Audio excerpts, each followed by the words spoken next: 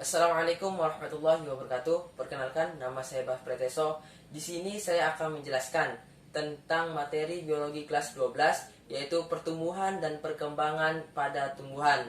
Nah, teman-teman, sebelum kita jauh lagi ke materi, alangkah baiknya teman-teman menekan tombol like, share, dan subscribe channel video saya, sehingga apa yang video saya buat mendapatkan manfaat untuk teman-teman semua.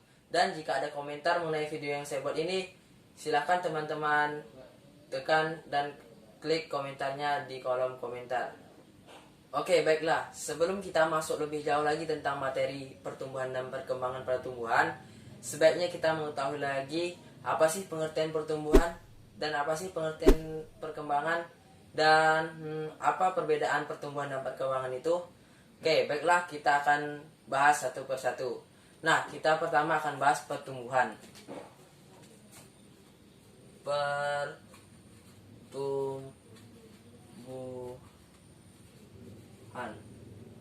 Pertumbuhan. Pertumbuhan adalah proses bertambahnya ukuran suatu makhluk hidup atau ukuran tumbuhan, karena kita membahas tentang tumbuhan, baik itu volume, massa, tinggi, dan ukuran lainnya. Di pertumbuhan adalah pertambahan ukuran tadi. Nah, pertumbuhan ini bersifat kuantitatif, artinya yaitu kuantitatif bisa diukur dengan nilai atau bisa dinyatakan dengan nilai. Bersifat kuantitatif.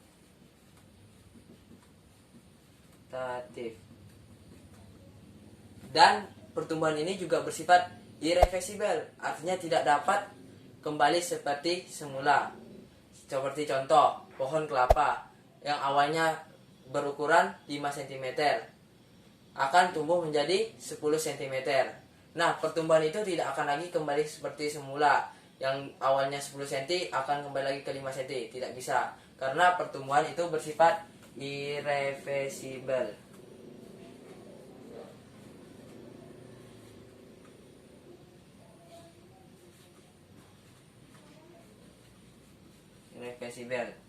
Nah, selanjutnya setelah kita bahas pertumbuhan, maka kita juga akan membahas tentang perkembangan yang kedua. Perkembangan.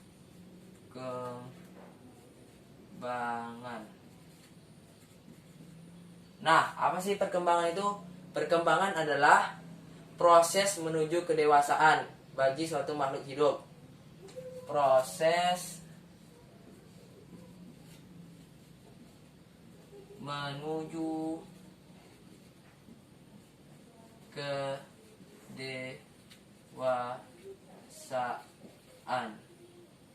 Proses menuju kedewasaan.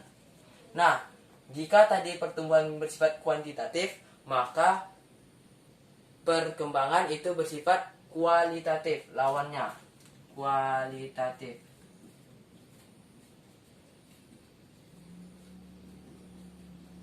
Atau tidak bisa diukur dengan bilangan, atau tidak bisa dinyatakan dengan angka atau bilangan.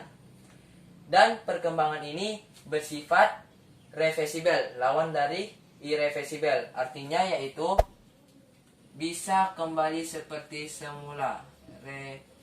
Reversibel, bisa kembali seperti semula. Nah, contoh dari perkembangan pada tumbuhan yaitu seperti matangnya buah, timbulnya mahkota bunga, dan lain sebagainya. Setelah kita memahami tentang pengertian pertumbuhan dan perkembangan, selanjutnya kita akan membahas tentang bagaimana proses pertumbuhan dan perkembangan itu terjadi pada tumbuhan. Pertumbuhan dan perkembangan pada tumbuhan itu diawali pada masa biji dan diawali dengan proses perkecambahan.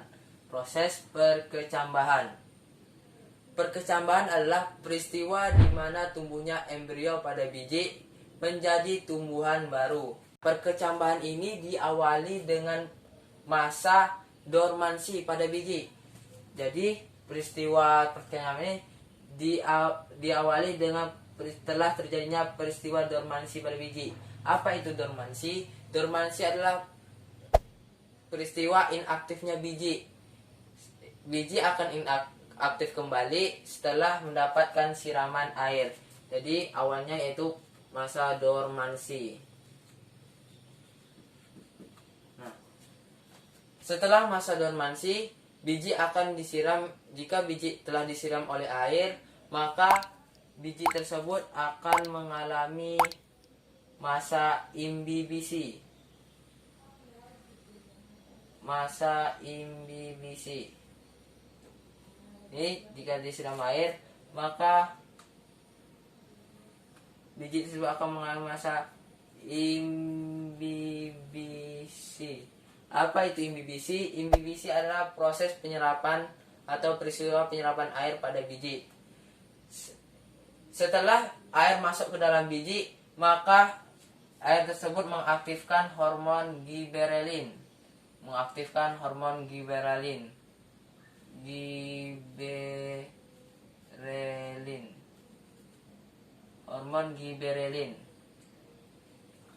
Nah, aktifnya hormon giberelin tersebut juga dapat mengaktifkan enzim-enzim yang lainnya, enzim-enzim pertumbuhan yang lainnya, yaitu seperti amilase, protase, dan lipase. Setelah enzim-enzim ini aktif, maka memecah cadangan lemak.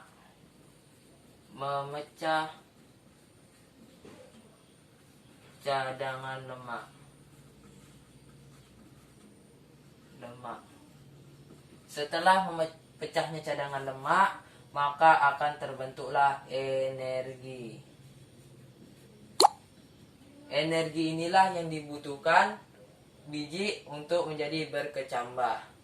Nah, itu dia tadi proses perkecambahan yang diawali dari masa dormansi, kemudian imbibisi, mengaktifkan hormon giberelin.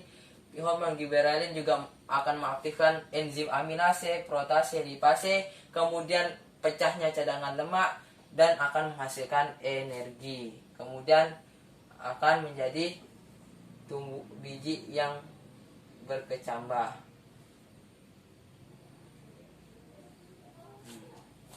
Jadi itu tadi peristiwa perkecambahan. Berdasarkan letak kotiledonnya, perkecambahan dibagi menjadi dua, yaitu hipogeal dan epigeal.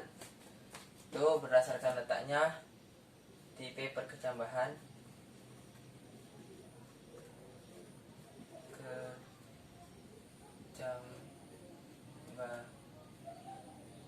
Kecambahan dibagi dua, yaitu ada hipogeal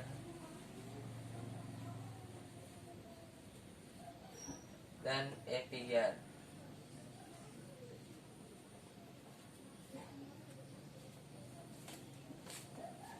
Hipogeal adalah tipe perkecambahan yang dimana kotiledonnya atau keping bijinya tertinggal di dalam tanah ketika saat proses perkecambahan. Jadi jika digambarkan seperti ini tanah, ini ada bijinya, sini kotiledonnya. Ketika proses perkecambahan itu, kotiledonnya masih tetap tertinggal di tanah.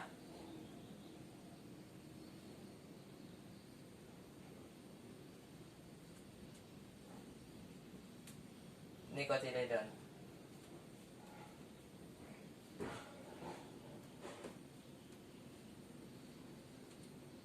Jadi hipogeal ini saat proses perkecambahan, kotiledonnya masih tertinggal di dalam tanah, maka akan hanya timbul tunasnya saja.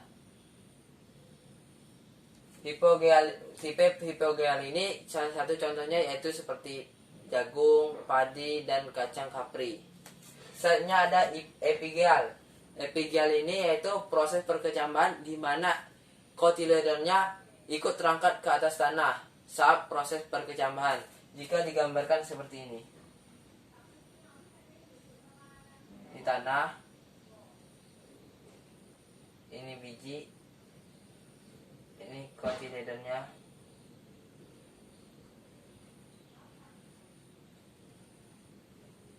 Saat proses perkecambahan akan timbul akar. Dan akar inilah yang membantu ikut menunjang kotiledon sehingga kotiledonnya naik ke atas tanah.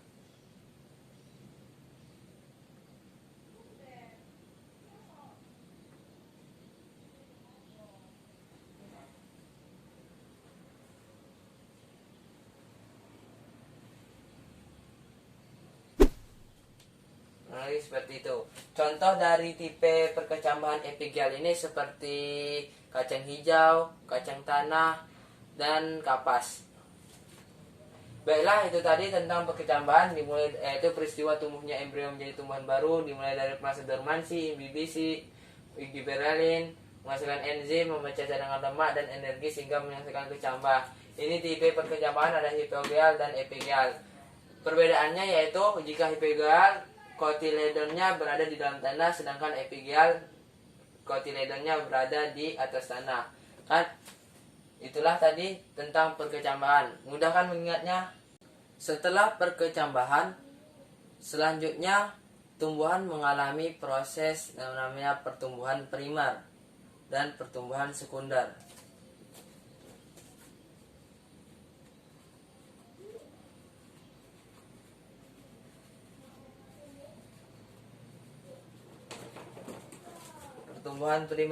Pertumbuhan primer adalah proses pertumbuhan akar dan batang pada tumbuhan, yaitu mengalami proses pemanjangan sehingga tumbuhan tersebut mengalami pertambahan panjang dan tinggi.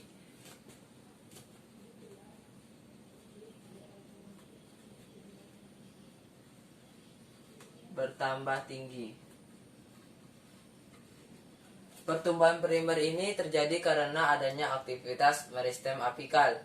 Meristem apikal adalah meristem pada tumbuhan, jaringan meristem pada tumbuhan yang selalu aktif membelah, yang terletak pada ujung akar dan batang.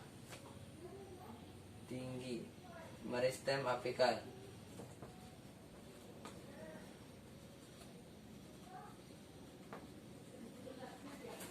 Pada akar terdapat beberapa zona pertumbuhan, yaitu ada zona pembelahan.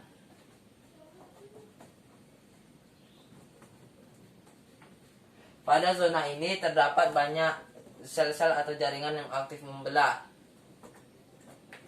Selanjutnya yang di atasnya yaitu ada zona pemanjangan.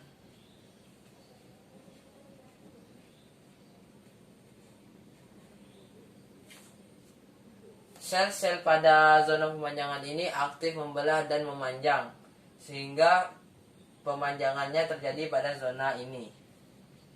Yang di atasnya lagi ada namanya zona diferensiasi.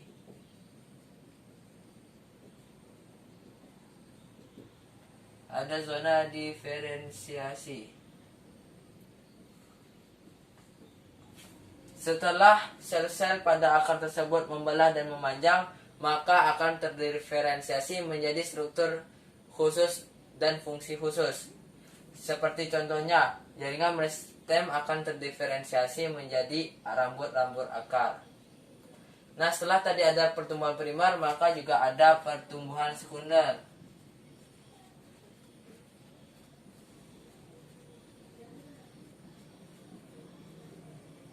Yaitu pertumbuhan pada akar dan batang tumbuhan menjadi besar, sehingga tumbuhan tersebut menjadi besar dan lebar.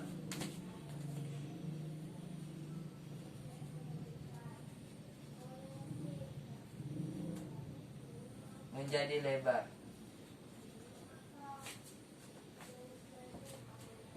Nah, pertumbuhan sekunder tadi yaitu pada akar dan batang menjadi lebar.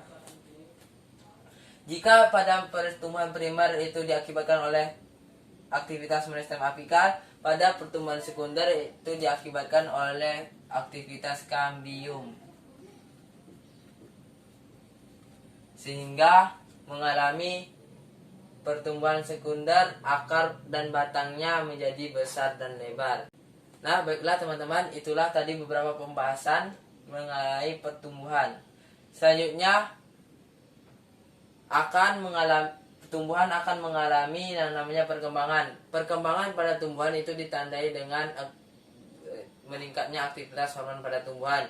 Bisa saja tumbuhan tersebut menjadi berbunga dan pematangan pada buah pada tumbuhan tersebut.